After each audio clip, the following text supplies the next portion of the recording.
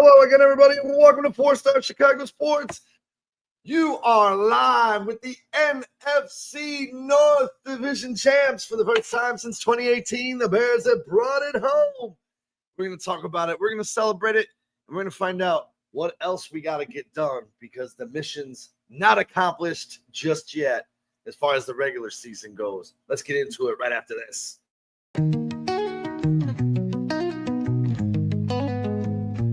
Windy City banners rocking 4 stars align. Dynasty dreams rise, Bulls in their prime. Cubs curse shattered, the victory divine. Fields be running, clock ticking on my timeline.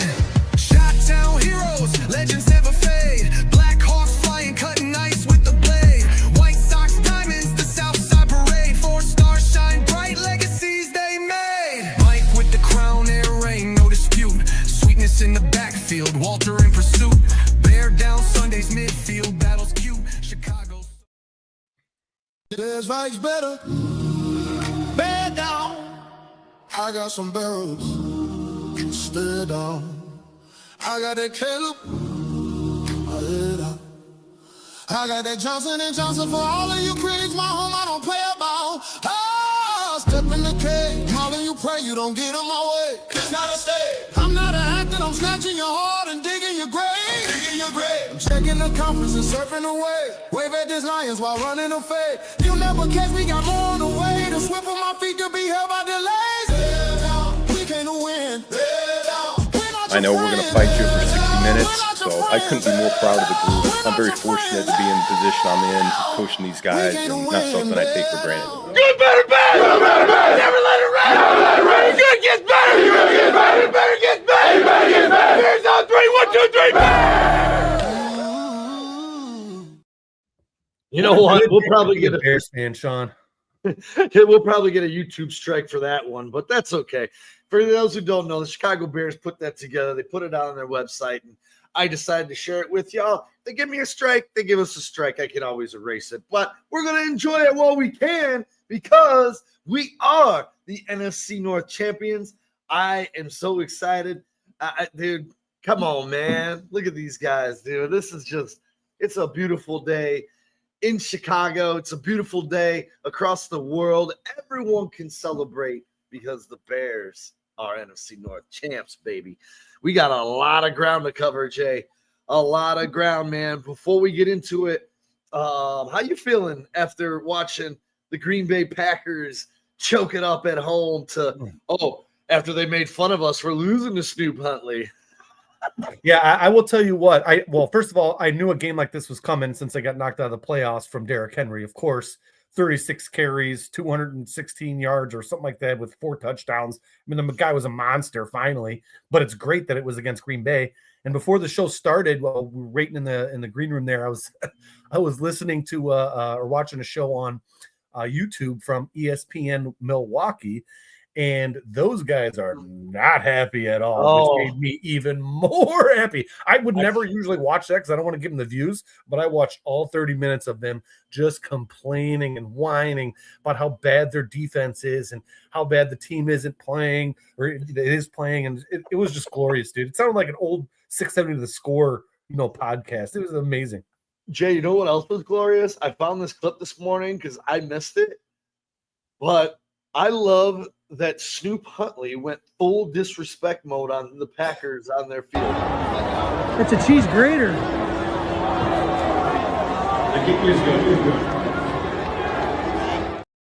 Yeah, Dude, it was so amazing. They were chucking that up last night, or I was chuckling up that this morning, all freaking morning. That was fantastic.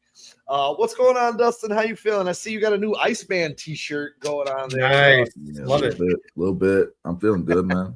It was a good holiday week, man.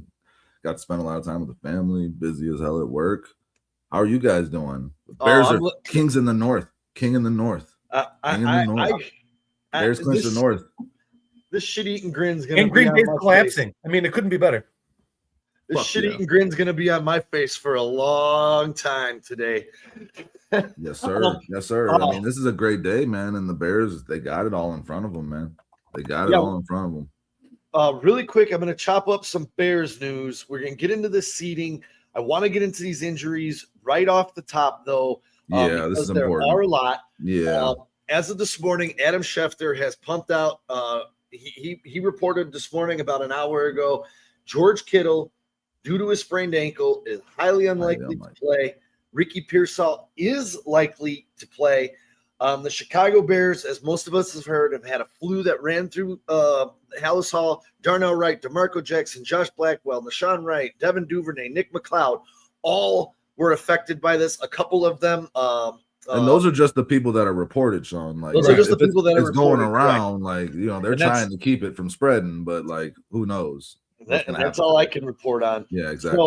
So, Darnell Wright did not make the plane trip. They did not say if he was hopping on a separate plane and making it. If he can't go, it looks like from all reports, Theo Benedict will start on the right side today. From everything that I've read, if anyone else has seen anything different, please share it with me. But that's what I have seen.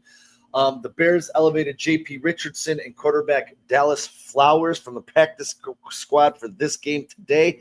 Another move they made was they released Jonathan Ford and activated Luke Newman off of the IR and added him to the 53-man roster. Luther Burden was a full go, has no injury designation heading into tonight's game in San Francisco. Nick McLeod was ruled out. Late scratch, not saying if he's playing or not. It's going to come down. He went from a full practice to questionable with C.J. Gardner-Johnson. Josh Blackwell also on the list listed as questionable. Nashawn Wright, as we heard, is out. Finally, TJ Edwards was upgraded to a limited practice after consecutive days. No DMPs.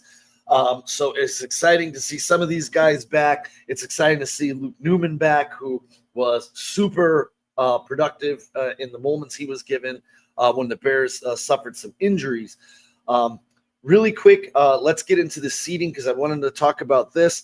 The Bears have this 3 seed locked up. One more Eagles loss, one more Bears win. They lock up the 2 seed. The 1 seed is locked up by Seattle if they win out. Seattle does play San Francisco next week, so the Bears have to beat San Francisco. Let's go Carolina today. Let's knock Seattle off their perch. Hopefully the Bears can win in San Francisco. We'll talk about how hard that's been for them. So basically your Sundays, Panthers over Seahawks, Bills over Eagles, Dolphins over Bucks. Bears can pull that 1 seed. The Bears could still pull that 1 seed. I'm going to turn this over to you guys to talk about this exciting moment in Bears, but I want to shout out 3 things really quick. DJ Moore, Cole Kmet, and Jalen Johnson all get to share in their first time as being a division winner. Joe Tooney continues his incredible streak. He's now been on a division winner every year of his NFL career. And another accomplishment Caleb Williams has done that Jordan Love has not, and that's lead his team to a division title. Boys, take it away. I gotta get a drink. I got a question though. Did you say Nashawn Wright was out? I see him as questionable everywhere. What I read this morning is Nashawn Wright is out for this game. Who'd you read that from? Where we get that from? I will double check. Let's follow up on that, okay? Because I'm listen, man. The Bears winning the NFC North is huge, and it's been 3 years of being in last place in the NFC North. Ben Johnson steps in here, and the guy you mentioned, Joe Tooney, the team that he was on is now completely out of their division, and they're going to be in last place, and he's on a team that's now winning their division. The Bears made a lot of moves in this offseason, and we all saw it. It was hard to know exactly what it was going to lead to because there's just so much variance in the NFL. But you saw the moves that Poles made in this offseason and how it was going to lead to winning. You didn't know how quickly it was going to happen. Adding guys like Joe Tooney, adding guys like Grady Jarrett, completely improving that interior offensive line with Dahlman and Jackson. And then obviously bringing in Ben Johnson and this tremendous coaching staff, man. It's a lot to celebrate, and Bears fans just got to enjoy this ride, man, because we don't know when this is going to happen again. Like I said, the NFL has a lot of variance. You could end up in last place again next year. Now's the time to go do it. This is falling in place right in front of you. There is no team in this league that I don't think the Bears can beat in the game. You can go beat everybody in this fucking NFL season. There's too much parity. There's too much shit going on. Grab this by the horns now if I'm Ben Johnson and the Chicago Bears.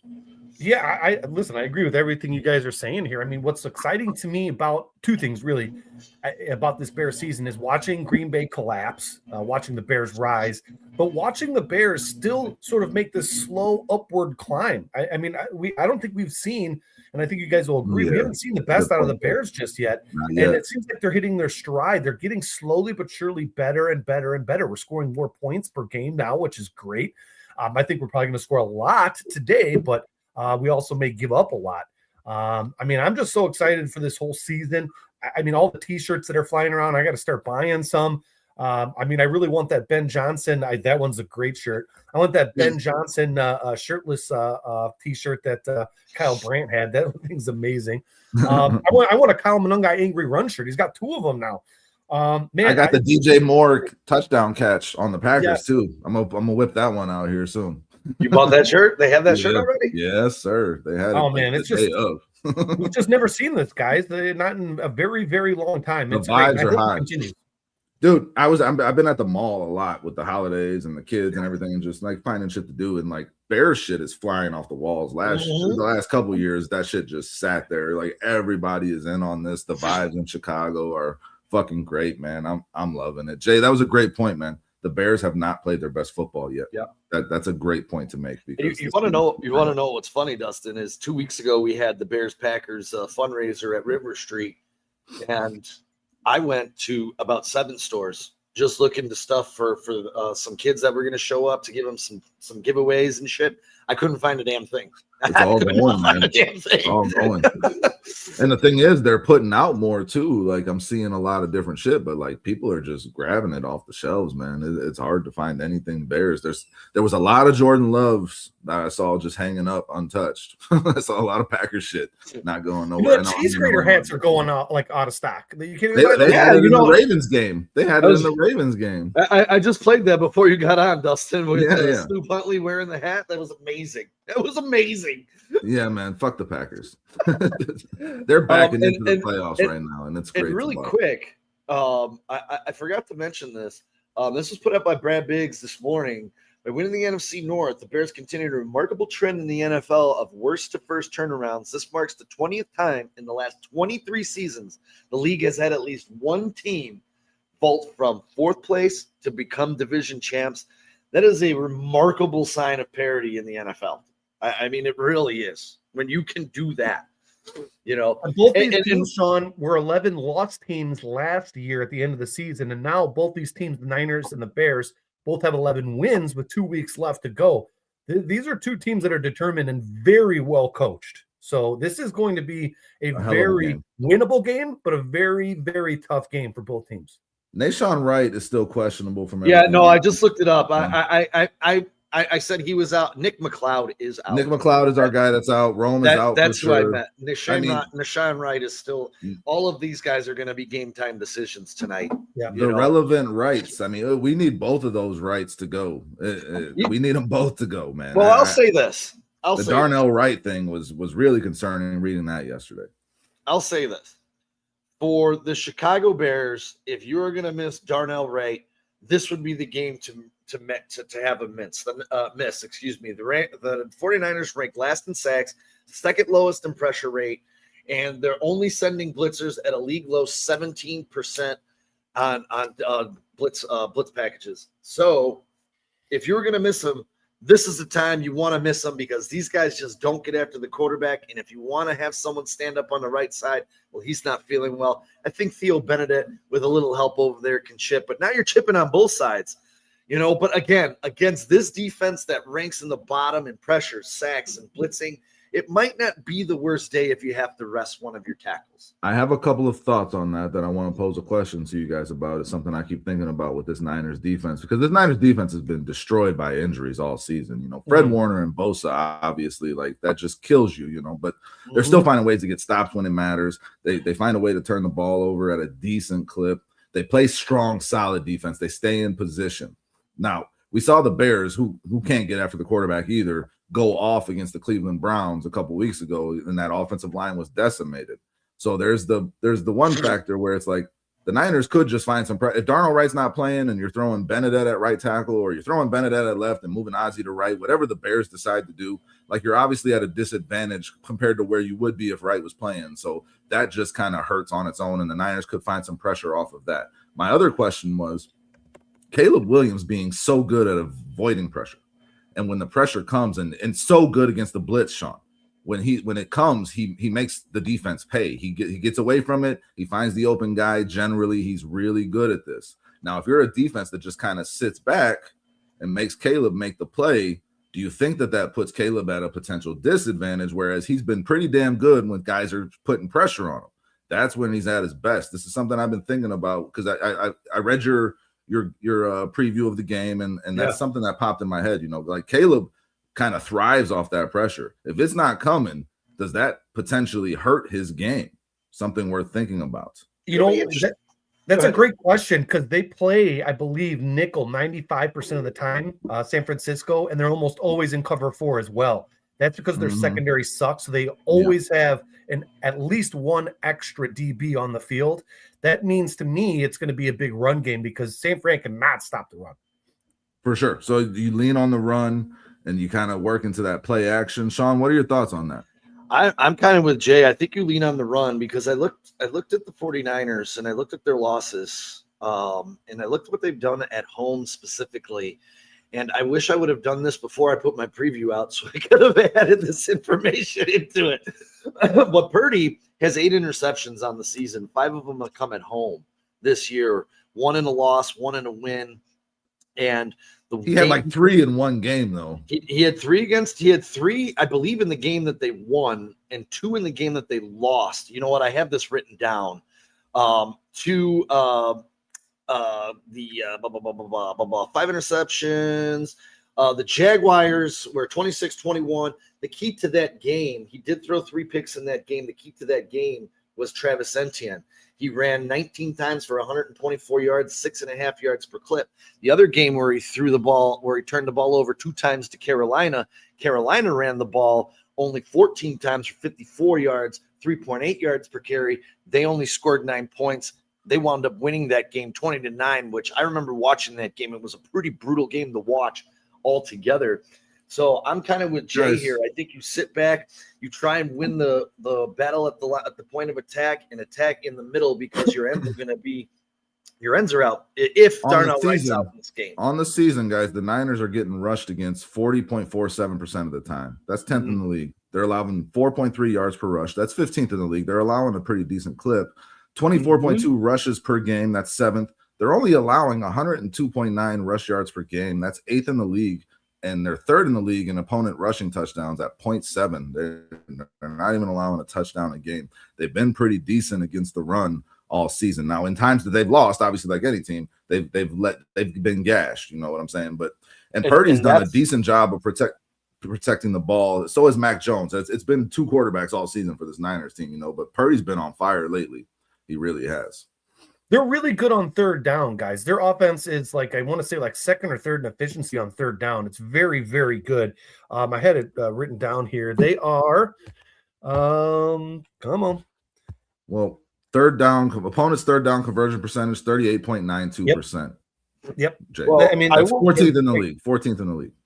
I will say this. When it comes to the run, and your point there, Dustin, is very valid. In their 4 losses, I'll just say this. Jacksonville, 152 yards, 5 yards per carry. They lost to Tampa Bay. 4 yards per carry, 104 yards on the ground. They lost to Houston. Houston averaged 4.5, 157 on 36 carries. Then their next loss was to the Rams. They rushed the ball 30 times, 126, 4.5 yards a clip. So it looks like the key in their losses, when they give up over 100 yards, they lose football games. Now they have won football games where teams have rushed over 100. New Orleans 121, Arizona 106. But in their 4 losses, they were gashed on the ground. And I will say this, just if you go back 2 weeks ago to that Cleveland game, they gave up 138 yards on the ground. Then you go to the next week to Tennessee, they gave up 136 yards on the ground. To me, it looks like that defense isn't holding up to those numbers as they were at the beginning of the year, and they're starting to get gashed here a little bit later on in the season. So I'll say this, man. Robert Saleh has been one of the best coordinators in the NFL this year, making happen what he's made happen with those defensive injuries and guys that you've never heard of out there making plays, man. I'm a Niners fan. I grew up a Niners fan. My grandfather was a Niners fan, and that's what he put me on to. I mean, I'm in Chicago, so this is when the Bears and the Niners play, it's always conflicting for me because like I love both teams. You got to give Robert Saleh credit. He's been amazing. Kyle Shanahan has been amazing. This team is going to be hard to play no matter what. But I mean, I don't know. It's hard for the fact that I love both teams. It's hard for me to pin down how I'm feeling about this game when it comes down to the Bears coming off of the high of beating the Packers, their biggest win of the season. They just clinched the NFC North. They got to fly out to Santa Clara. You know, they're going away. It's a night game. They might not have Darnell Wright. They might not have Nashawn Wright. These are things that are concerning to me with when you're playing a team that, as Jay said, is so well coached in the 49ers. You're going to have to be really perfect in this game to come out with a win. And it's going to come down to, I think, does Ben Johnson out-coach Kyle Shanahan? And that's a hard task for any coach in the NFL, guys. It is. I'll tell you what, you can't start the game with two 15-yard personal fouls.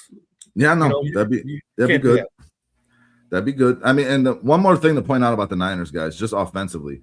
In terms of third down conversion on offense, Jay, they're 50%. That's number 2 in the league. Fourth down conversion, they're 63%. That's number 9 in the league. Red zone scoring, they're 63.33%. That's number 8 in the league. They are very efficient when it matters most.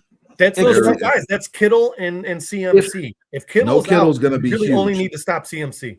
Kittle's going to be huge. But they've been without him and won this season too. I will say this. Don't sleep on Jack Tungus because the Chicago Bears have been gashed repeatedly by tight ends the entire season. It's a weakness on this squad. Kyle Shanahan, top 3 coach in the NFL. He's going to know that Tungus, while Kittle's missed time during the season, was very effective in this offense. Yes, he has been. Sleep on that kid. Sean, I think he caught that touchdown that they never reviewed, and then they just went right back and went to CMAC against the Colts. Tungus came up with an amazing catch, I think, that they just didn't. He's good, dude. Yeah, he is. And I want to point this out. Because, it's really been frustrating because I do get annoyed by the Niners because of Bears' long history with San Francisco, and it's not a really good history Never been good. with San Francisco. No. But the 5-game winning streak that the Niners are gawking about and their fans are saying on X, this is going to be an easy one against the Bears, blah, blah, blah, because there's a lot of Niners fans on X that think the Bears they're going to walk over the Bears today in San Francisco. No, I'm going to tell you, Bears are better than Arizona. Bears are better than Carolina. Bears are better than Cleveland. Bears are better than Tennessee. And the Bears are better than Indianapolis. The Bears are one of the best teams in the league, Sean. Exactly. That's your 5-game winning streak. I understand the Bears are 14-23. They're 2-2 in their last 4 in Santa Clara. They've been outscored by almost 300 points in those home games traveling there. But as I said in the preview, this is Ben McJesus's team, dude. This is Caleb Iceman Williams. This is a completely different roster, completely different mindset. I think the Bears are going to be ready today. But the one thing that I'm not going to change my mind on. I think 30 points it's going to take for either one of these teams to win this football game today. I don't know where you guys are at, but I think they're going to have to score a lot of points. Stopping CMC is going to be a problem for the Chicago Bears. Stopping CMC is a problem for anyone, Jay. For anyone. Like, it's not something that's been done all season. And Sean, I've been telling you all season, I think Christian McCaffrey is my offensive player of the year, just given that he's carried this offense by himself basically through Mac Jones, playing quarterback. Like this team has found ways. This team is very similar to the Bears if you look at it. A lot of injuries, found ways to get past it and still succeed and excel with guys you've never heard of stepping into big roles. These two teams going at it today, if you think it's going to be a blowout, you're not really fucking paying attention. The Bears don't play in those types of games, and the Niners don't either. This game is going to be close. It's going to come down to it. I mean, the high scoring makes sense, man. It does, because both these defenses will give up yards. When you talk about their yards per game given up, I mean, total yards per game is what is it here? 332 for San Francisco. That's 18th in the league. Bears are 348. That's 24th in the league. Points per game, the Niners give up 21.3. That's 11th. Points per game, the Bears give up 23.6. That's 19th. So I mean, you're looking at a game where you're going to have to outscore the other team most likely. Yeah. It's not going to be an easy task. You're away, but I'll tell you what, they're both very porous. And I was looking at the defensive splits for San Francisco. They're actually not good against play action. They're not like terrible. They're like middle of the road. But it seems to me when they get gashed biggest on those play action plays. So I don't know if that's because they can't stop the run as well as maybe they can the pass. But again, like I was saying before, they run so many DBs out there. It's really hard to pass on them. And I think that's Saleh. I think that's a testament to him knowing where their weaknesses are and just compensating for it. And look, it's been working for them. They're getting wins. They're not, beating the best teams in the league on a regular basis, but really neither have the Bears. I mean, these are two very similar, teams. The biggest difference is instead of 2 running backs, they have 1. I mean, CMC is leading their team in both receiving yards and rushing yards, receptions, I believe. He's been phenomenal. He is their whole offense. So with Kittle out, I think the whole game plan is just do whatever you can to stop him. And if that means put 2 guys on him, then put 2 guys on him. Whatever it is. You hit the nail on the head. The play action is the key in this game. You got to establish the run, and you got to hit them over the top of play action. The Bears are not a good team to be bad against the play action on defense against, because they fucking utilize the shit out of it, and they do it really well. And that's where Caleb's been at his best. You will get beat by that. Yep. Yeah, and the Bears have been pretty good, one of the better teams on third down conversions, and when you look at both teams, they struggle to get off the field a little bit, or their offenses will get them moving on third down. Sorry, I'm watching the screen over here. The Bears are 6th in third down conversion. The Niners are 2nd. Both of these teams move the ball. They keep the sticks moving very well. Yes. Yeah. So it's gonna be for me. It's gonna be a DA game. DA, the defenses bend don't break, but DA this year, his MO is dialing up the right play at the right time to get the Bears in a good position. And I think it may come down to a fourth quarter call by DA that flips the game and takes the possession, gets the Bears back. Because I'll tell you, the San Francisco 49ers and the Bears are exchanging touchdowns back and forth, and the Bears have that ball with 2 minutes. San Francisco ain't going to feel too good about how this game's going to end. I can tell you that right now. No, yeah, the Bears are the you gave them too much time team. Caleb is the you gave them too much time quarterback. That's what it seems like it's going to come down to every week, especially against the higher level of competition. And I mean, the one thing you're talking about with the Dennis Allen thing that I'm concerned about is if Nahshon Wright don't go, where are these turnovers coming from? Who's stepping up to take that ball away? Because Nahshon Wright has been the motor for this Bears defense. You need him in the game. We talked about Darnell Wright. These are just 2 really massive decisions that are going to be made here. I'm hoping Darnell Wright is flying into Santa Clara today, and he's going to be a part of this game, because I really do think you need him. And Nahshon Wright, obviously, if you're not taking the ball away, this Bears defense, gives up a lot of yards, gives up points, man. I'll say that TJ Edwards really hasn't practiced all week, so you're hoping that's just rest, because we're going to need him as well. TJ's been dealing with the same shit, right? There was the glute and illness. Yeah, is that what I saw? I mean, so he's literally dealing with that. Hurt. Yeah, he's butthurt. The flu thing has been a problem, and then like I said earlier when you were talking about it, Sean, like you don't know who this is affecting that's not listed on here. Like who's just dealing with. I've been dealing with the head cold for fucking 2 weeks. It hasn't gone away. Yeah, man. Like these illnesses can have a weird effect on you in terms of fatigue, and then you add travel on top of it, and then you add the night game on top of it. It's concerning. I will say this though, Dustin, when you ask about, who's going to get those turnovers, for me, it's kind of like, every week that someone's been out, someone else just steps up and takes that place. So I don't know 100%. Who's going to do it, but I feel like somebody will. You know what I mean? Like it's Swaggy thinks it's Jalen Johnson. JJ's going to do it. That's what Swaggy thinks. I mean, if they throw to him, and I asked someone asked about Brandon Ayuk. Brandon Ayuk is on the not coming back to this team list. Yeah, Ayuk has been a total fucking punk, man. Like the whole saga with him last year with trying to get the money and find a trade and turning down a trade because the money wasn't where he wanted it, but then he ended up taking very similar money to stay in San Francisco. I mean, he's just been a total bitch. Gone. He needs to be gone. And the Niners have made it work without him. You got Jawan Jennings out there, taking punches to the nuts, but making the plays when it matters. You got Bourne has stepped up for them huge. The Niners have just found guys to step up. Again, very similar to what the Bears have done. So you expect those Niners receivers to still find a way to get things done tonight against this Bears defense. And really, outside of Kittle, Pearsall is going to play. Their list, obviously the players not having Warner and Bosa, but the players that are playing, their list is relatively short, a lot shorter than Chicago's list coming into this ball game. But they've got a couple of IR guys that aren't showing up on that report that are huge. For obviously, sure. Bosa and Warner. Yeah, and they're saying Warner might make it back for the playoffs. The Niners are just trying to hang on. The Niners are just trying to hang. Warner's so damn good. We're lucky we're not playing him tonight. Yeah, I will say this. When it comes to this game, I know it's been a house of horrors. I somehow last year, Sean, we were all at your place for this fucking game, and the Bears got annihilated. Annihilated.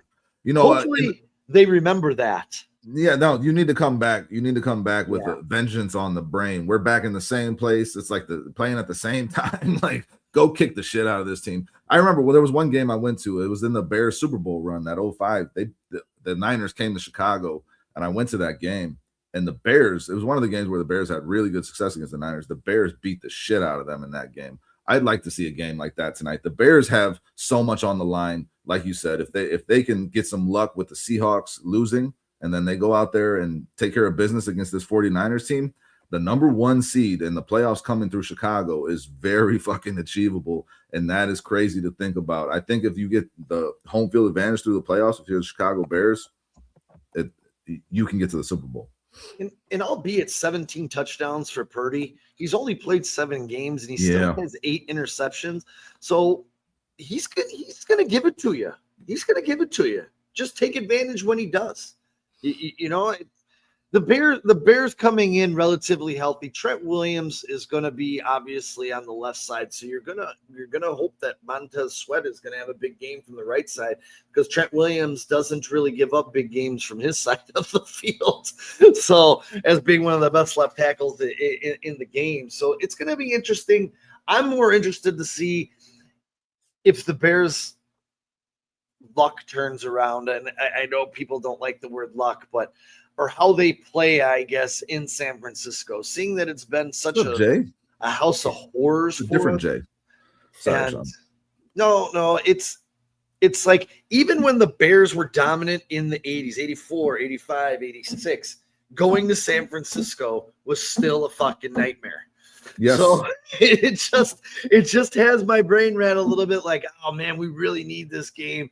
And then, you hope that San Francisco can hold down in Santa Clara next week against Seattle and help the Bears out, and the Bears get this bye. But you're really rooting for Carolina today, and then we got to win, and that pretty much solves everything except for the Lions. And Carolina's look pretty good at home. For a guy like me who is not a big fan of this Carolina team, they have definitely held it down in Carolina. I mean, they went into Green Bay and they won. Dave Canellis has got this team firing on all cylinders. They have a chance, and I think it may come down the next week, depending on what happens this week in that NFC South between Carolina and Tampa Bay. But I'm not sold that Seattle's just going to walk right in there. I mean, you're looking at Seattle has flaws. All these teams have flaws, Sean. What I was going to say was, when you look at what Seattle did last week, Seattle played a banged up Rams offensive line that had multiple 3rd, 4th, and 5th round picks on it last week. They had like 3 pressures, I think, in the game and 0 sacks. So you're going now into Carolina, across the country. I mean, this could have Carolina's playing for something. They're going to give you their best effort. To me, this has upset written all over it. I don't know. Call me crazy. Listen, I hope to hell the Panthers find a way to beat. The thing that goes against that, Sean, is that the Panthers don't even need that game to win their division. If the Panthers could lose this game, they could rest everyone, and then all they got to do is get ready to beat the Bucks in the last week of the season. And they win their division. So that's something to think about with that. Like, I think the Panthers are going to come out to play, but they don't need that game to win their division and make the playoffs. And then you mentioned Purdy, man, and I just want to show this graphic because I think this kind of accents what you were saying, Sean. In terms of QB turnover rate, look who's at the top. Caleb Williams. This is the key of the game. 1.19% on the season. Look all the way at the bottom. Brock Purdy. 3.91%. You're going against the team that leads the league in takeaways, and Brock Purdy is one of the quarterbacks that gives up the most takeaways. 3.91% turnover rate. Only J.J. McCarthy is worse than him this season in that Look at regard. who's right above him. Who's right above him? Sam Darnold. There you go. So, I mean, these 49ers can give you the ball. And as you said, Sean, Brock Purdy will give you the ball. And the Bears just need to step up and take it away. You get 2 or 3 turnovers in this game, it's a problem. And, you know, the Bears turnover margin, you talk about those things, right? Like, I mean, the Niners, in terms of turnover margin, let me find it here. They're -4 differential. They have 16, 20 turnovers. I got minus 0.3 turnover margin per game. That's 21st. Per game. On the season, it's -4. Yep. Yeah. And the Bears are minus 1.4. That's number 1 in the league. In terms of San Francisco's opponents, they're plus 0.3. That's 21st in the league. So the Niners end up on the wrong side of things with the turnovers, where the Bears end up on the right. And that should be the key to this game, especially if the right plays. We need Nahshon Wright out there, man. Yeah. We need Nahshon Wright out there. Hopefully he plays. I wish this game wasn't so late so we can get some updates. I mean, you would hopefully be like, someone would post, like Brad Biggs would be like, hey, these guys are on a plane. The fact that you haven't heard anything. It's going to be mum's the word all fucking day, Sean. Both of these teams are going to keep it as close to the vest as they can. I don't think Kittle's going to play. I don't think I mean, based on what you saw Schefter say, and I didn't think he was going to play before I saw that report, it doesn't look like Kittle's going to play. I don't know that makes a huge difference one way or the other for the 49ers. Obviously, he's a good player, but as you said, Tongas has stepped up, and they've won games without Kittle already this year. So I don't know how much of a difference. They might want to save him for the playoffs. You don't if you lose him, be careful with him. Worse injury, that really hurts them way worse. I think a Darnell Wright not playing is much more impactful on the Bears than George Kittle not playing for the 49ers. That's my person. So I just hope Darnell Wright is going to power through it, and they just kept him away from the team because they didn't want to spread this bug anymore, and he's just coming out solo, and he's just going to roll into the game. That's what I'm thinking that the Bears are planning on doing with this. And I think we're going to see Darnell Wright. He gives up no pressures, no sacks, and we call it the Darnell Wright flu. The flu game. Yeah, hell yeah. I mean, Darnell Wright has had that type of season, and he just got snubbed for the Pro Bowl, man. Big time complete bullshit. Like, Darnell Wright could have his, like, key moment of the season tonight because the Bears really need him out there, I believe. Yeah. I mean, Wright did lose out to some pretty good tackles. Let's be honest. But he's been better than most of those guys that he lost out to this season. It's more of like his name is not on that level yet. Like, he's 1 year away from that, it seems like, you know. Although, did you see like all the fan voting? The Bears had like they were number one. The number one and everything. Like, the Bears players were top 1 through 5 on like every category. I mean, Tremaine Edmonds was up there, and who else? I mean, Nahshon Wright was number 1. There's a list of like 12 Bears players. Yep. Duvernay was on the top of that list. I mean, the Bears fans showed up and showed out. I did shout out all the Bears fans in our chat on our Monday show with that the most votes by any fan base for the Chicago Bears. How does Blackwell not make it on special teams? That guy's been an ace. That's insane. That was criminal. How does Nahshon Wright make it? He leads the league. Nahshon Wright was the two Wrights were the biggest snubs. Those were the two biggest wrongs. Swaggy asked this question, and this is something I thought about, guys. I was texting in our group chat. I mean, if Darnell is out, then Theo at left tackle and Ozzie at right tackle. That's something I proposed because I think Ozzie has more experience at that right tackle. But it's like, do you fuck with what Ozzie's been doing at left tackle? No, I think that's tough, man.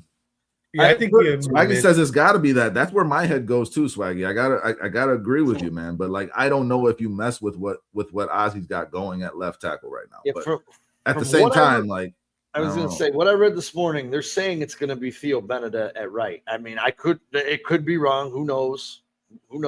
But didn't Benedett play right in Canada? Honestly, I don't know about. I don't know the answer. Yeah, I don't know about him. I just know Ozzie has that extensive experience going back into college at the right tackle, and the Bears were working him at right tackle a lot to start the season, whereas they were working Benedett at left exclusively, right, when their practices until Ozzie took that job. So I mean, it makes sense on that level.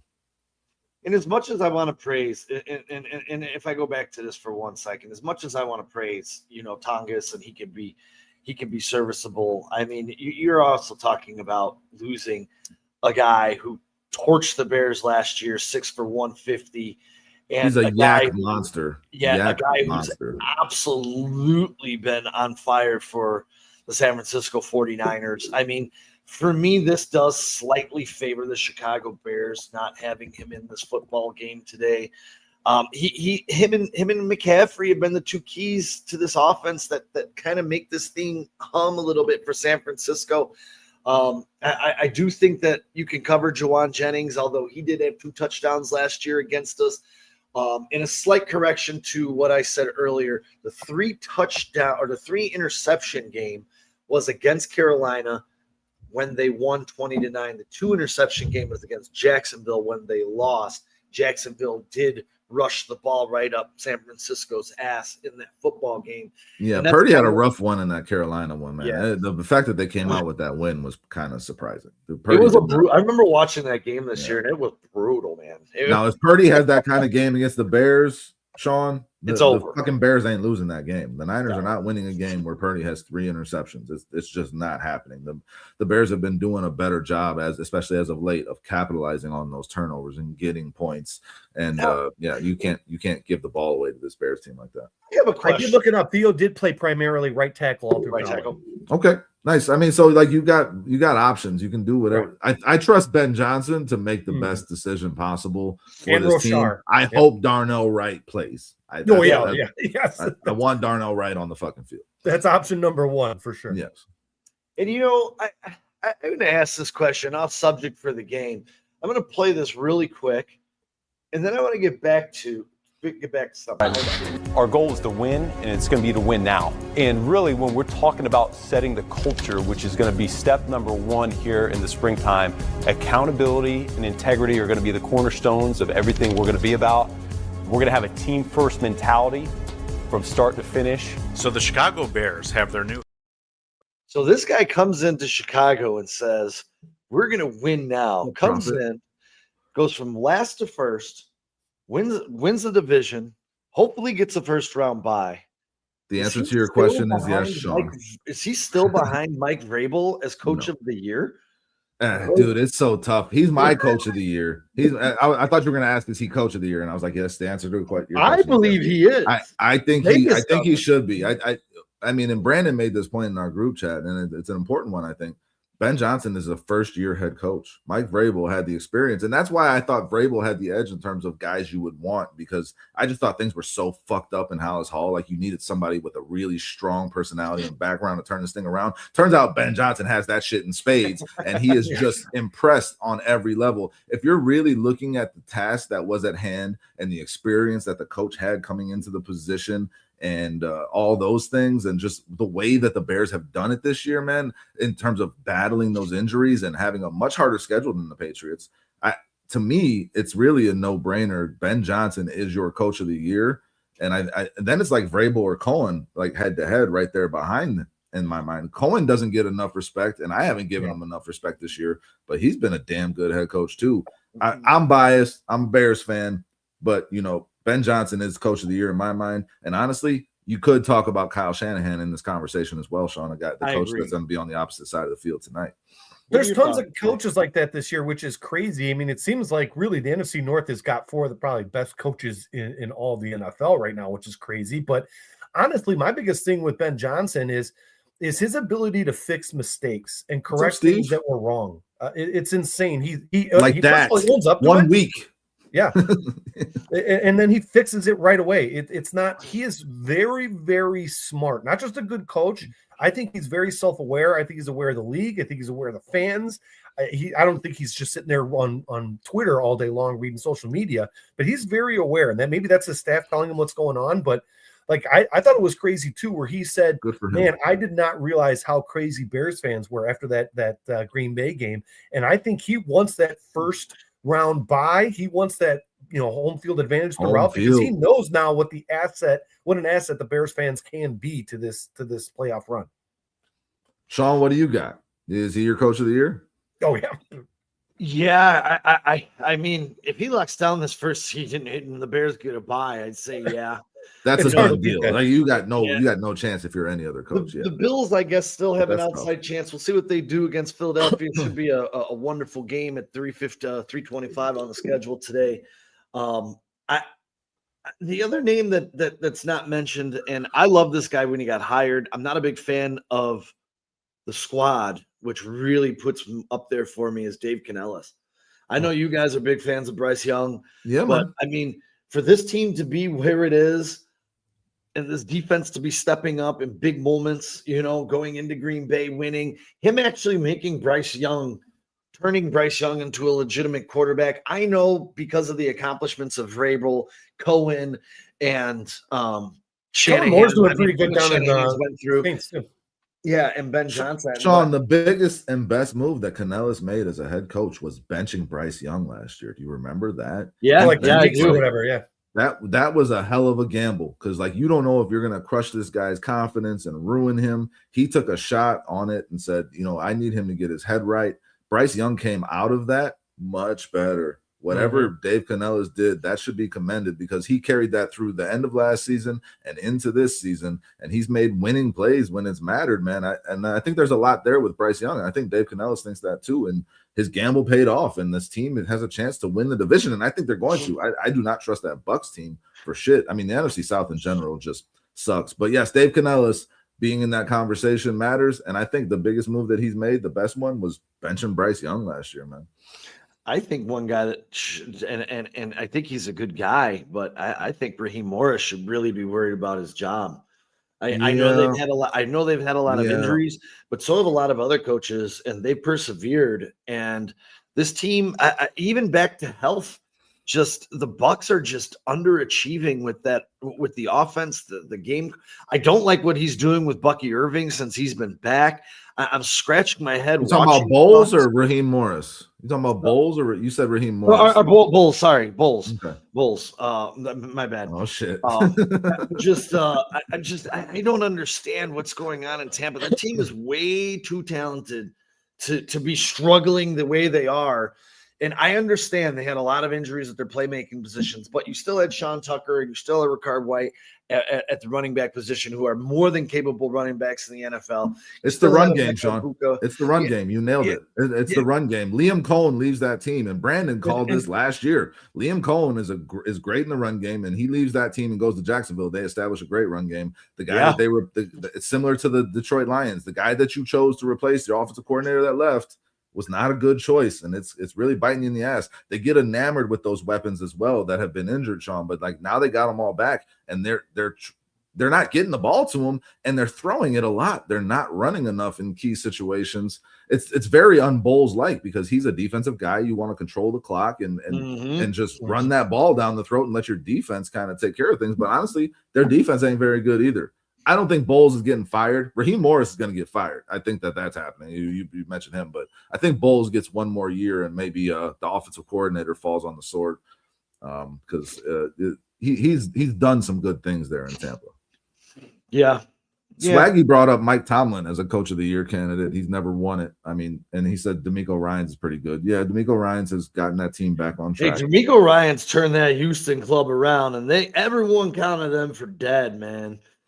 I really think that coaching right now in the league as a whole has really, really improved, and it's really shown its face in some of these teams, and we talked about this with this Bears roster, saying that, man, we thought there was talent here, but the coaches weren't getting enough out of the talent from last year. They 100% weren't. And then all of a sudden you see the same players that are on this roster producing at a whole new level. And I think that's happened in Jacksonville. I think that's happened in New England. Yep. So I'm really impressed with the coaching. The Chargers the last 2 years with Harbaugh. I mean, you see how coaching the Bears made the best decision possible, and they put all of their eggs into the Ben Johnson basket because they know how much coaching matters. You see it across the league, Sean.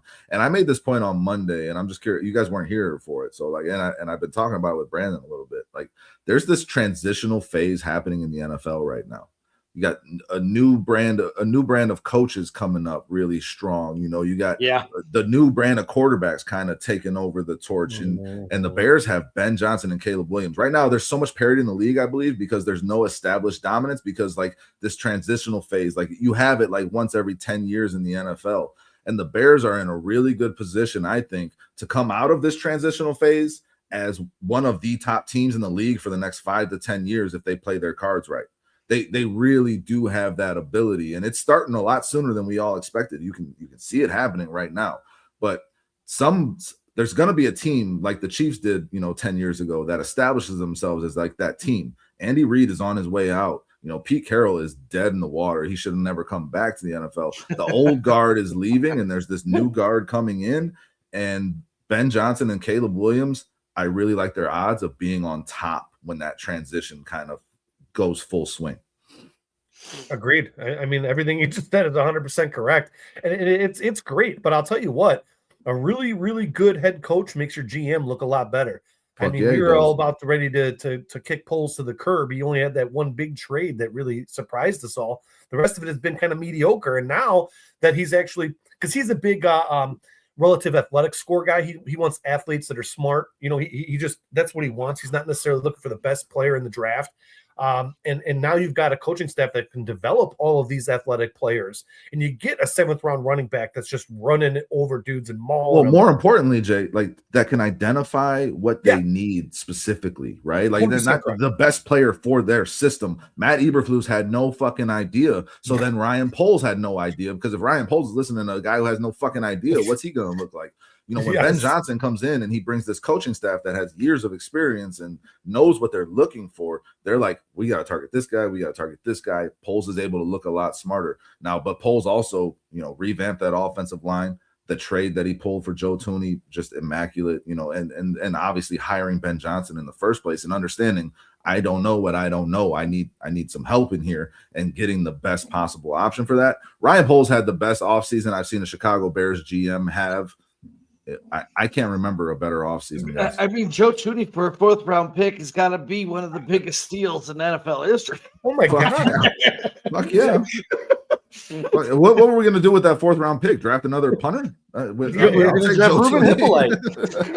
Yeah, Ruben Hippolyte, Karan Amagachi. I mean, yes, I'll take Joe Thuney in that situation. Poles was masterful this offseason. And I was hypercritical of Poles, and I didn't like a lot of the things, and I still think that this roster, if the drafts previous could have went a little better, could be a little bit deeper right now than what it is, because let's be honest, there's still a lot of holes, and the Bears know it. Ben Johnson's talked about it numerous times. DA, they've said it in their own undercover way, but they know they haven't played their best football, and they haven't played their best football because there are holes on this roster that need to be filled still. I still think you need a dominant DT, defensive end, defensive tackle, end. Yeah. I think you need to revamp. You need to revamp that safety room, and not only that. You need to get a middle linebacker or any kind of linebacker that you can trust to cover over the middle of the field. And that's the thing. You see these middle linebackers, Sean, like they can cover a lot of ground. These middle linebackers are getting smaller and faster, and the Bears are kind of still in that. I mean, Tremaine Edmonds is now on your will, and like he's the guy that can cover more ground, and hopefully he knocks the rust off. But TJ Edwards is just not that guy. He's not.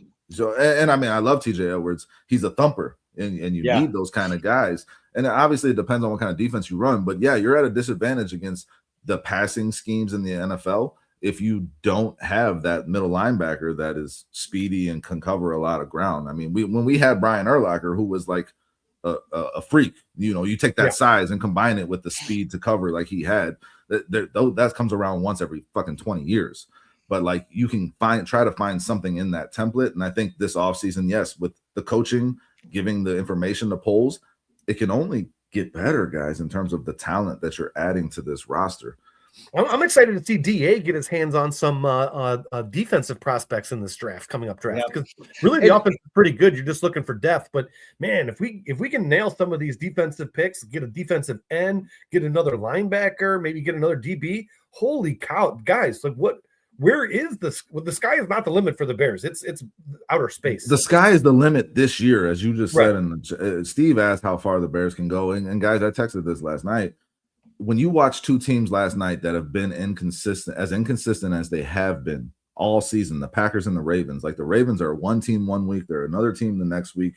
As inconsistent as the Bears have been in games in terms of finding themselves in a tooth and nail knockdown drag out fight to win the game, they have been one of the poster children for consistency in the NFL this season, guys, in terms of the result, because the result ends up you're in a close game, but the Bears find a way to win it, and the result is positive. They've been very consistent in that regard. In this NFL this season, the Bears are very consistent and can keep up with any team in the league, in my mind. There's just been so much up and down for these teams. You don't know what's happening week to week. The Bears have at least been consistent in what they've given us, guys. You know who they are, and you know what they're going to bring, and they're going to find a way to win that game when it's tight. Yeah, and when it comes to that, talking about consistently being inconsistent or consistent or looking at this team as a whole, they do leave you scratching your head a lot. They really do. When you're like, man, they just keep finding a way. And I'm getting some likes on Twitter right now for a comment that I posted this morning, because I had a Niners fan who said this team is easy to beat because all of their wins have been luck. And my response was, all wins count the same. It doesn't matter how you get there. It's only not luck if it keeps happening. Get there. Yeah. They believe, they executed, and they proved it. Never underestimate the heart of a champion. And they believe that they can win every week out there, no matter the situation. They've turned me into a believer. They're prepared. They're prepared to play until the last whistle. They're prepared to execute up until the last whistle. Sean, you and I, and we've gone back and forth about that onside kick. And like we talked about it on Monday, like I don't look at that as look. I look at that as the Packers weren't up to that moment. Romeo Dobbs wasn't up to that moment. The Bears were, regardless of what the result was. The Bears were in the spot to make that play. And Cairo Santos has kicked 6 onside kicks with the Chicago Bears. The Bears have recovered 3 of them. Yeah, that's the reality. I'll say this. Sometimes you create your own luck. 100%. If that's fair enough. With execution, preparation, and being up to the moment. There is no luck involved in sports. I do not believe that. No, yeah, you need the ball to bounce your way. 100%. 100%. But you got to be ready to capitalize on that moment 100%. When it happens. And this Bears team is well coached and disciplined to where when that happens, they are more prepared for that moment than the team that they're playing against more often. I agree with that.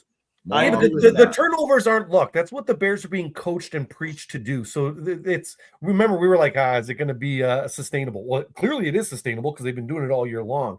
You got 6 out of 17 games you're going to play. You're behind with 2 minutes left and you win. That stops being luck and starts being a trend. 100%. Luck is once or twice. If it happens all the time, it's not luck anymore. It's who you are. Yes, it's who you are. It's who you are. The Bears have shown us who they are. And all I'm saying is when you put it in perspective of what has happened in the league this year and so much up and down and crazy shit, the Bears are fucking really consistent.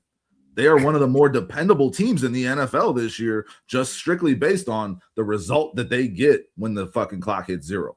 Period. End of story. However they get it done, every team is trying to find a way to get it done, and they don't care how. And Steve asked the question, how far can they go? I saw you responded to it, Jay, in the chat. The Bears can go to a fucking Super Bowl this season. Yeah. The way this season is laying out. And the one point I wanted to make with this home field, because Jay, you brought up the home field and how important that is, and we've talked about it a little bit. The one thing we didn't talk about is Caleb Williams' arm at Soldier Field. When you watch that pass he made to DJ Moore and that win that these kickers were having fits in, the wind was carrying that ball, and all you saw a pass by Jordan Love get carried the complete opposite way earlier in that game, going to Christian Watson and going the same way. Caleb Williams throws the ball fucking 55 air yards perfectly on a dot in that Soldier Field wind. When you talk about the home field advantage for the Chicago Bears, that's the biggest thing to me. Caleb Williams can throw in any weather, and his passes are not affected by that. And that's just so huge when you talk about a team having to come into Chicago and Sam Darnold having to throw in that weather. Oh, God, I want Matt Seattle Stafford really having to throw in that weather, or any of these quarterbacks having to throw in that weather. I like Caleb Williams' arm in that weather over everyone. Here, I'll be honest with you, Dustin. I was worried about going to Seattle because Seattle's a really tough place to play. Loud. Yep. And then I watched the Rams play there, and I think the Rams are one of the best teams in the league, obviously. But something about Seattle just doesn't strike the fear of God in me of going to play the Rams in LA. And having to say the Rams come here, I feel tremendously good about that. I'm I feel good about any team coming into Chicago in the playoffs. I'm starting to believe more and more, but I'm going to say, and I know what happened last week, but it's looking more and more like we're going to have to get over this hurdle one more time. And I know everyone's going to be like, oh, they suck. But it looks like we could be headed down this path one more time. And if we are, just watch with bated breath, because when you watch the Bears play any other team, it's just a lot more fluid. When they play the Packers, it's tense, it's tight, and a lot of things can go up and down. I'm not saying the Bears can't win that game. I'm just saying, know your history and hold your breath. Sean, this is why I want the number 1 seed. I don't want the Bears to play the Packers again. Honestly, I don't give a fuck. Bring the Packers. Sean, to me, they played the same game they played against the Packers that they played against everybody that they won. They were in close ones, and they came up short 1 week. Caleb bounced back 2 weeks later and made the throw. He did. Like, the Bears are going to be in those types of games, I think, regardless of who they're playing against. I don't think it matters. I think the Bears are a better team than the Packers as they're currently constructed. And if you bring the Packers to Chicago, maybe Steve will jump on with us that week and we can talk about it going into it. But I mean, I don't give a shit who they play. It don't matter. And I think the Bears play the same brand of football no matter what. I mean, they start out rocky and they figure it out. And that's because what Jay said, they still haven't played their best football yet. They're still learning under this coach and these systems, and they're still figuring each other out. This is the first year in this. So I want all the smoke from whatever team wants to come here. Like I said, Caleb can make those throws. You can't in Soldier Field. If the Bears get that number 1 seed, I love our chances against anyone. Bring them on. Yeah, fuck him. And I think I saw him in a HIV in a HIV medication commercial earlier. Matt LaFleur. I'll say I'm not fearing any team. I'm just saying when it comes to opponents matchup, the Packers probably scare me the most. I think the Bears can beat them, but again, it's just silly shit happens when we play this team, and I don't know why, but they come on the show, Steve. Well. The Bears play the Packers. Steve. Come on. Yeah, come on. Let's talk about it. If the Bears play the Packers, we got to get Steve on, okay? He was asking last week. I mean, should I do it to him? Should I do it to him? Yeah, man, do it. Do it. We're gonna be nice, Steve. How's that throne look, buddy? Now, and again, Steve, I love you, man. Yeah, I think you're one of our best chat members. We really appreciate you being here. But I will say this. Yeah, I will say this. Jordan Love still hasn't led that team to a division title. I know a certain quarterback that has. We love you, buddy. Hey, It was a tough loss for you guys yesterday. I do appreciate you guys letting Derrick Henry run all over you, because that just helped me seal my victory over Kyle, our counterpart. I mean, I guess I shouldn't. I guess he has Josh Allen, who could go off for 50. But there's only been 2 games so far, Sean. Don't start talking shit. Well, listen, I had 2 players going. I'm at 76 points with the rest of my team still. Nice. I'm feeling pretty good. Oh, shit. There hasn't been 2 games. There's been I forgot about the Christmas games, man. I forgot about those. I only had Pickens and Pickens and Henry go so far. I haven't had anybody else. So, well, good luck to you. My dumbass picked up the Lions defense thinking that they would actually be able to stop somebody against Blosmer. I should have picked up the Vikings D. This is the point I wanted to make, man. The Packers, Steve was saying they don't care because they know they're in the playoffs. If the Lions had just taken care of business, the Packers might not even be in the playoffs, depending on how this thing would shake out. Like this NFC North has not been as good as we expected. The Bears are capitalizing on that. But it's just unfortunate, man, that the Lions couldn't just take care of business against a Vikings team starting Max Brosmer. Like, that's just awful, man. Like, the Lions should be really ashamed of themselves. That's an example of how an offseason can go the opposite way of the way the Bears has gone. Like you just made all the wrong choices this offseason. Don Burr is conspicuous by his absence. Well, T always shows up. T always shows up and gives us problems. The Lions run the North. You know what? I love T. He's good. He's a good. I dude. want Don Burr to come back because no one talked more shit than that clown. But when his team folded up their tents, he seemed to disappear, just like the Lions' chances of winning the Super Bowl. Woo! Yeah, that's the smallest and shortest Super Bowl window I've ever seen in NFL history. Lions fans were convinced they had a Super Bowl window. They never even went to a fucking NFC championship, and now they're out. I will say this, Get though. out of here. I will say this, Lions. though. The Lions so are going to end good. up with a fourth-place schedule next year, and that team is still young. It's still talented. They still got Jahmyr Gibbs. They still got Gibbs. They got to turn some things around. I've said this long, and I'll still say it. I don't think Goff is it. I think Goff is a system quarterback who's going to get you wins. I don't know if he'll ever get another team back to a Super Bowl like he did with the Rams early in his career. I don't know. I just think this team, maybe injuries were too much. I did see this morning. The Chicago Bears and the Detroit Lions lead the NFL in total missed. What was it? What was that thing in here? Games missed due to injury. Games missed due to injury. It's something right around that. The Bears lead by 295. I think the Lions were second at 280. I'm trying to find it in my notes here. But I mean, when you're decimated by injuries, especially like the Lions were off that up front and that which was their strength, that offensive line, which was weakened immensely. I'm not going to count them out to say that this team can't turn it around next year and compete for this division. I think that they can. And there's too much talent on that team for me just to say they're done. Teams have bad years. I think they can bounce back. And I think they will, especially when you look at their schedule and it being a fourth place schedule. You know, draft Gibbs early because a fourth place schedule could mean a lot of weak defenses for that motherfucker. Well, it's going to come down to who they hire as their offensive coordinator, Sean. Like, I mean, we saw again, the Bears made the right choices at coach this year, not just at the head coach, at every goddamn position on down the line.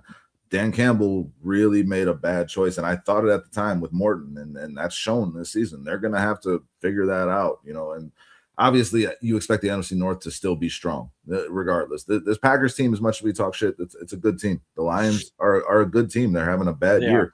The Vikings are winning games that, you know, you shouldn't expect them to win with, you know, an undrafted fucking free agent quarterback. Like this division is tough. The Bears got to take advantage of this year. Now they have to grab this thing by the horns. Your fate is in your own hands.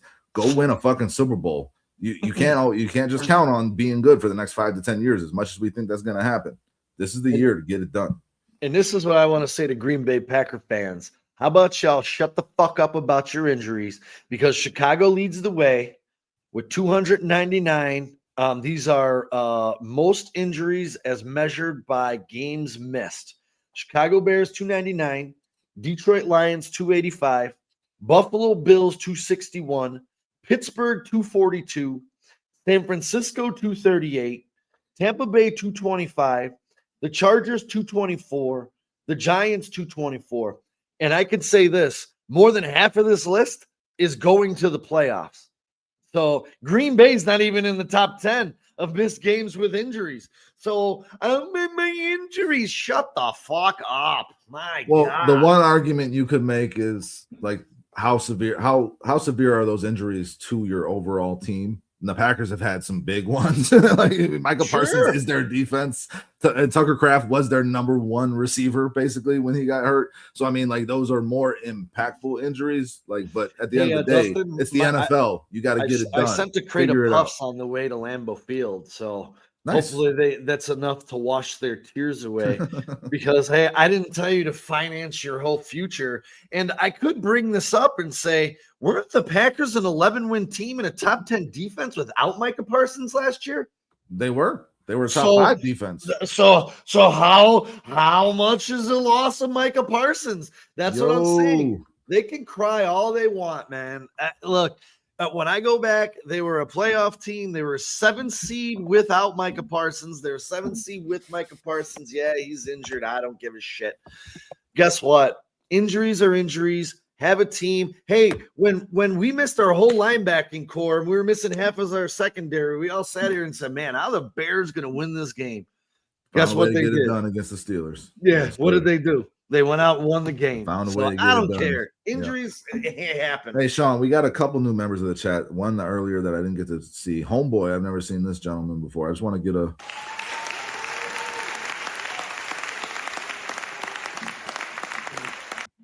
Thank you for being here. Hit that like button if you have not already. Subscribe. We're back tomorrow. We're back on Wednesday. We're here 4 times a week for you guys with awesome Bears content and whatever the fuck y'all want to talk about. Thank you for being here. Yeah, absolutely. We love when you guys give us stuff to talk about. Yes, sir. It makes things a lot easier on us. You know, and Greg Braggs, our good friend. Hey, Chris, it was for you too. The clap was for everyone. All right, Chris, I'm sorry. Hey, Chris. He's got a glute injury. Chris has a glute injury. Yes, a big one. Yeah. Both glutes are injured. Thank you for being here, Chris. Today? We love you, brother. It's okay. The Lions will figure it out, I think. Fared well after facing the Bears and the Broncos. Teams after playing the Bears are 2-10-1 this year. The Broncos 3-10. So I don't know if that so we almost need Carolina to beat Seattle because it ain't faring very well for San Francisco next week. But Seattle does have to travel 2 weeks in a row. They will be in San Francisco. So the Bears got a couple of cracks, but they, again, to get back to the mission at hand today, the Bears have to handle business down in San Francisco, out in Santa Clara against San Francisco. I should say the big news of the day is George Kittle, who was unstoppable for 6 and 151 last year. Will not play in this game. Brock Purdy in that game last year was 20 for 25 against the Bears, 325 for 2 touchdowns. This is a different defense. History and results are all in favor of San Francisco here. But let's get into it, boys, as we put a button on this thing. Where are you going today? What do you got, Jay? Bears winning, Bears losing, high scoring, low scoring. Tell us what you got, what you're feeling. The Oracles join the show.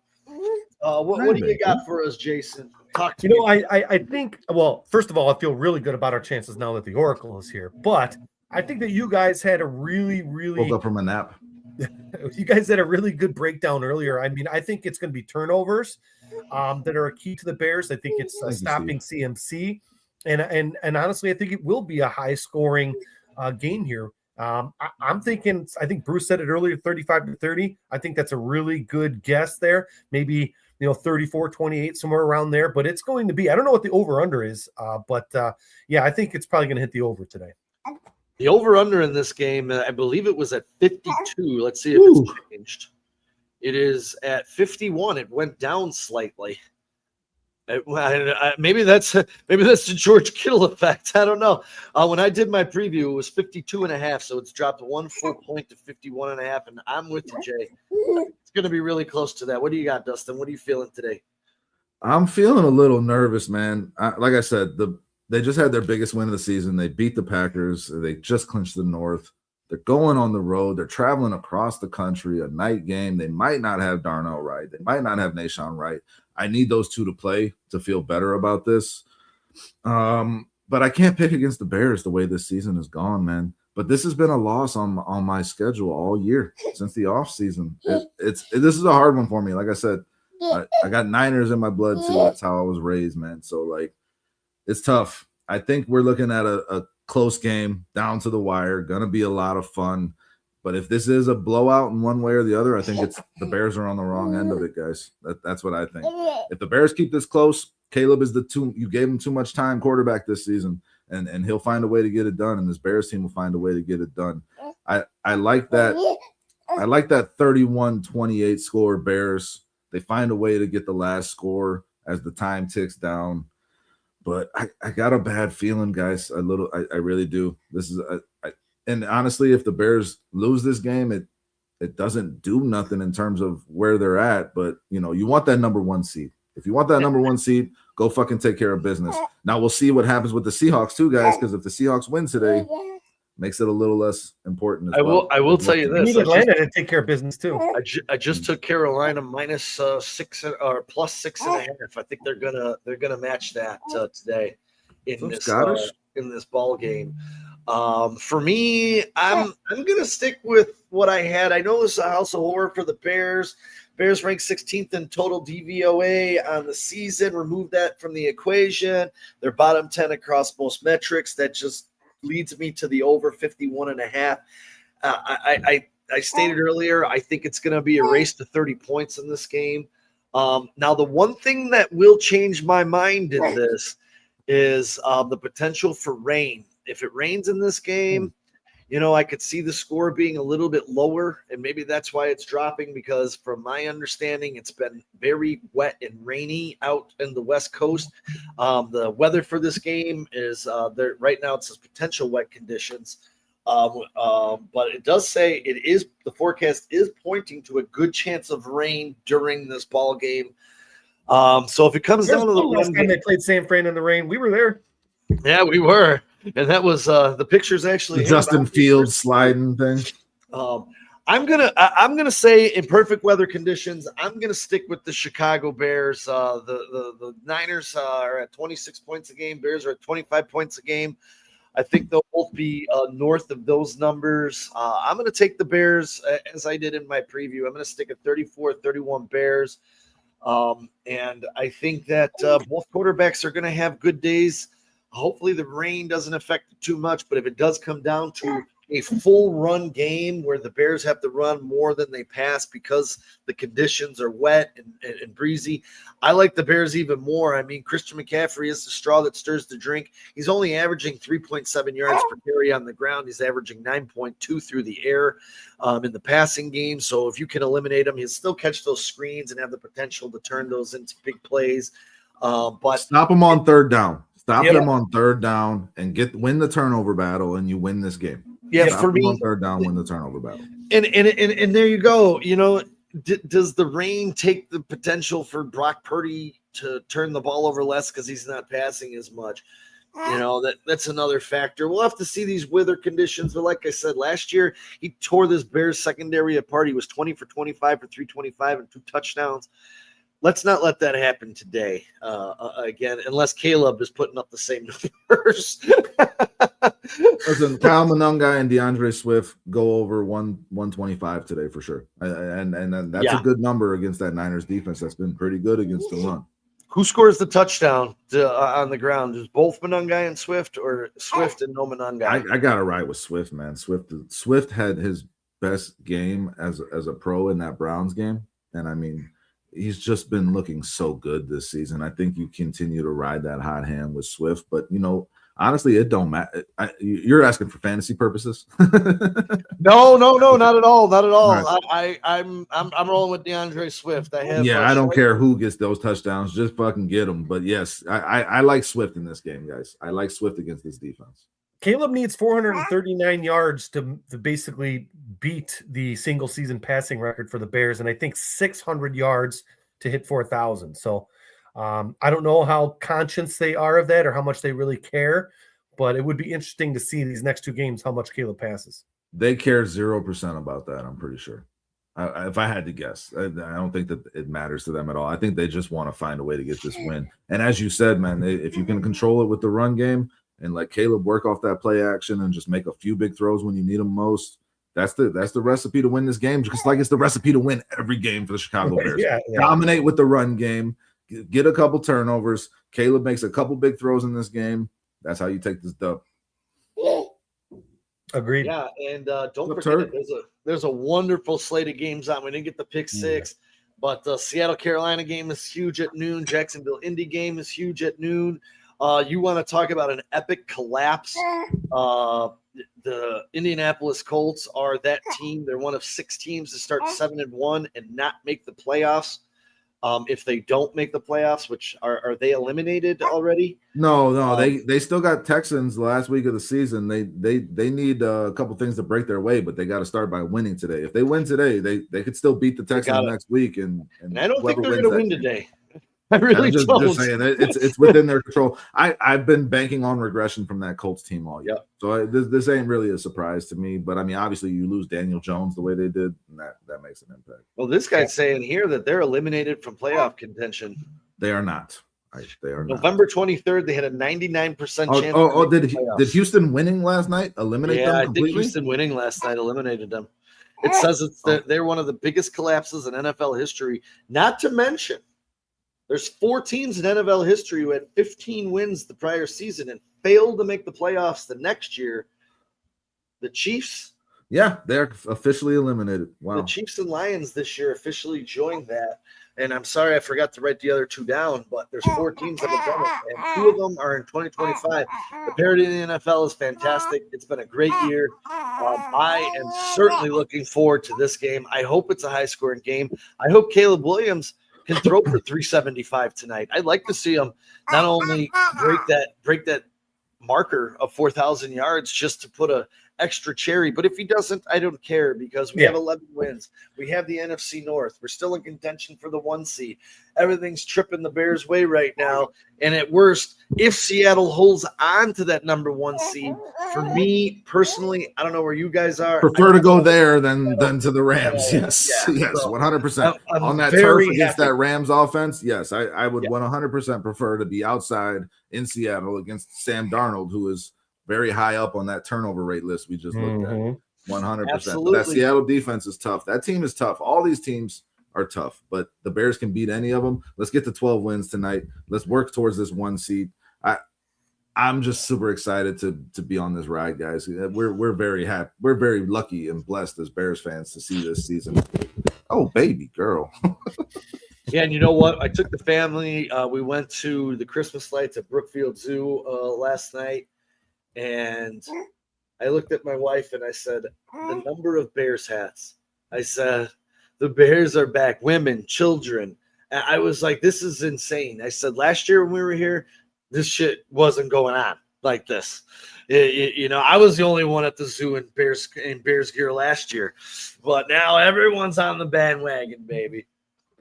Fuck yeah, bear down. Let's get this dub tonight. Let's get it. It's going to be a thrilling game, and we'll be back with y'all tomorrow to break this whole thing down, find out.